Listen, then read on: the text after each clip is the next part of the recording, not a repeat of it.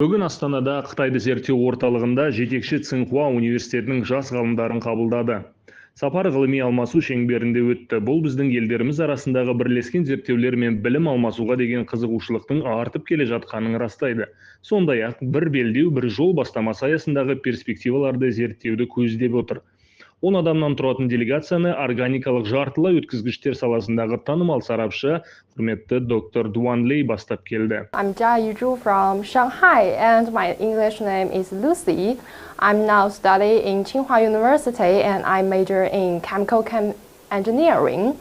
And since I come to here, I like the people here because I think they are so kind to us, and we don't know the native language here, and sometimes we may not understand each other, but they are really patient, and we can use translation apps to communicate with each other, and they are really, really kind to us, and they are very patient.